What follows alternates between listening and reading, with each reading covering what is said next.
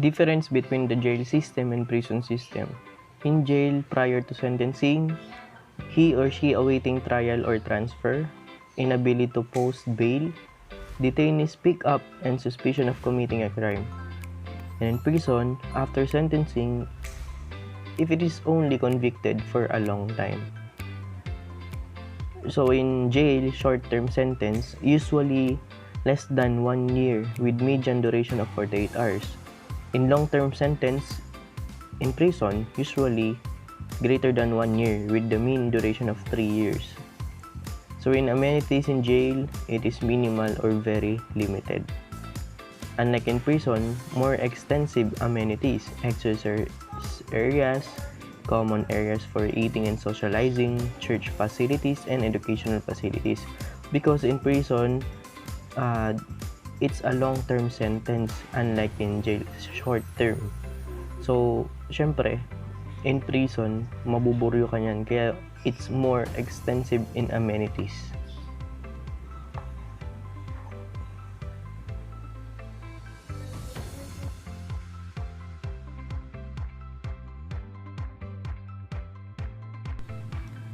The 7 penal institution in the Philippines. The new Bilibid prison in Muntinlupa, Philippines is the main insular penitentiary designed to house the prison population of the Philippines. It is maintained by the Bureau of Correction, of course, and under the Department of Justice.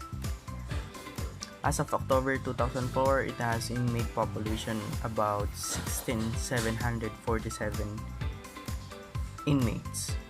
The penitentiary had the initial land area of 551 hectares.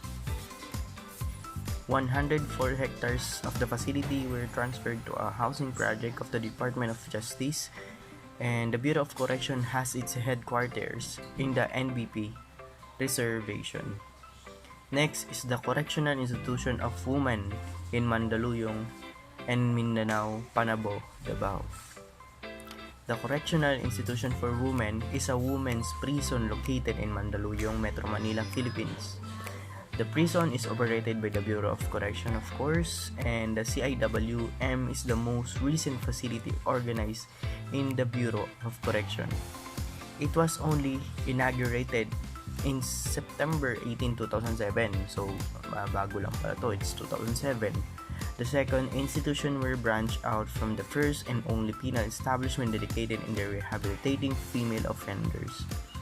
So the first, which was founded in 1932, is the Correctional Institution for Women situated in Mandaluyong City, Metro Manila. It was during the incumbency of the Secretary of Justice Agnes when it was formally opened. And next is the Iwahig Prison and Penal Farm in Puerto Princesa City, Palawan. So, Iwahig Prison and Penal Farm in Puerto Princesa is one of the 7 operating units of the Bureau of Corrections. And of course, it is under the Department of Justice. So, the Spanish regime had earlier designated Puerto Princesa, Palawan as a place where offenders sentenced to banishment were exiled. But the facility was established only during the American occupation.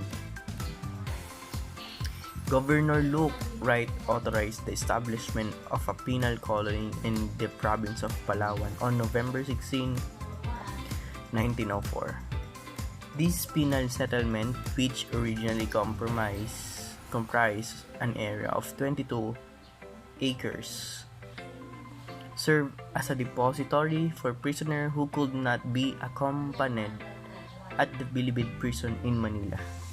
A prison facility was created by the American military in the rainforests of Puerto Princesa. Lieutenant George Wolfe, a member of the U.S. Expeditionary Force, was a prison first director. So that's the picture of Iwahig Prison and Penal Farm. Next, we have the Sablayan Prison and Penal Farm in Occidental Mindoro. So, nearer to Manila than other penal colonies, the Sablayan Penal Colony is located in the Occidental Mindoro and relatively new, bago. established on September 26, 1954 by the virtue of the Presidential Proclamation number 72. The penal colony has a total and land area of approximately 16,190 hectares. So, napakalaki. Prison records show that the first colonies and employees arrived in Sablayan on January 15, 1955. Since then, several buildings have been constructed, including the colonies, dormitories, employees' headquarters, guardhouse, schoolhouse, chapel, recreational hall, and the post exchange. So that's the picture of Sablayan Prison and Penal Farm. Next is the San Ramon Prison and Penal Farm in Zamboanga City. So it is situated in Zamboanga City, of course. It was established to house the Muslim rebels. So ito pala ay nakahanda para sa mga Muslim rebels and prisoner opposing the Spanish leadership. The prison is right in front of the Hulu Sea and is sprawled within a 1,414 hectares property. It was on August 21, 1869 when the San Ramon Prison and Penal Farm was built. Decades later, when the Americans took over the country, the Bureau of Prison was created under the supervision of the Department of Commerce and Police. Due to the havoc wreaked by the Spanish-American War, the penal farm was destroyed in 1907. It was then re-established and stated to house prisoners from Mindanao by 1915, and it was placed under the protection of the Bureau of Prison. So you can now see the San Ramon Prison and Penal Farm in Zamboanga City. Next, the Leyte Regional Prison in Abuyog, Leyte. So Leyte Regional Prison, the Leyte Prison situated in Abuyog, Southern Leyte, was established a year after the declaration of martial law ng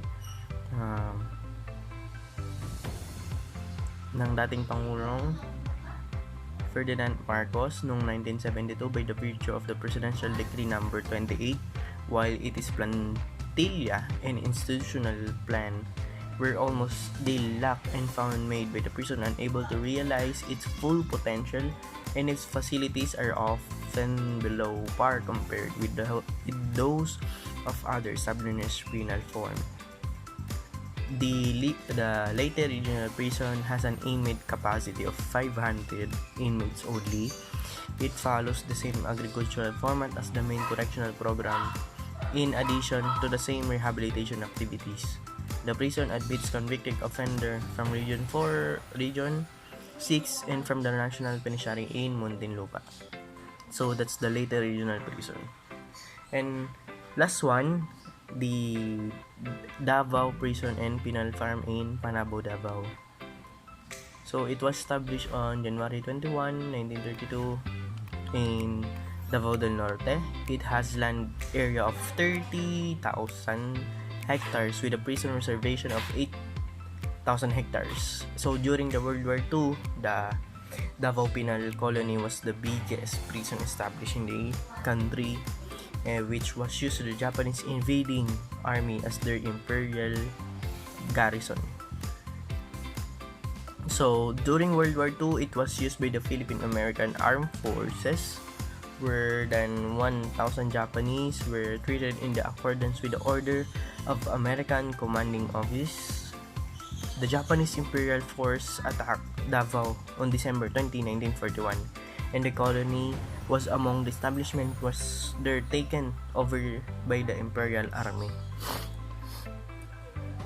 So that's the picture of Davao Prison and Penal Farm in Panabo.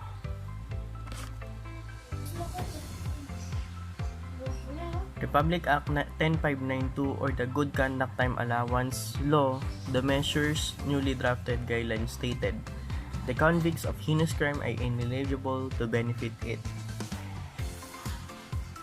Justice Secretary Menardo Guevara said that draft revised implementing rules and regulation of RA 10592 or the Good Conduct Time Allowance Law that expanded time allowance for good conduct, enumerated this excluded type from every time allowance under the GCTA.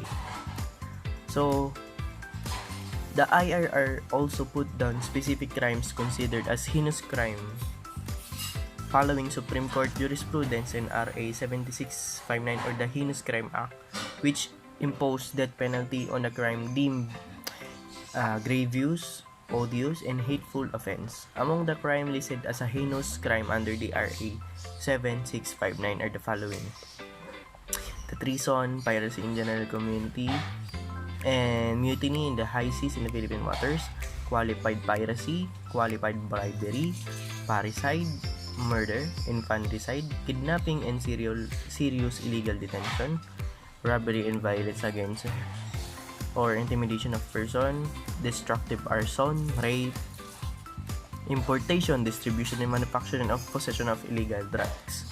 So, the Department of Justice and the Department of the Interior and Local Government also gave its interagency committee an extension of 60 days to review the uniform policy and the guidelines for the implementation of the GCTA law. The Interagency Committee completed the review of the guidelines, submitted a draft completing the rules and regulations of the GCTA law on September 13.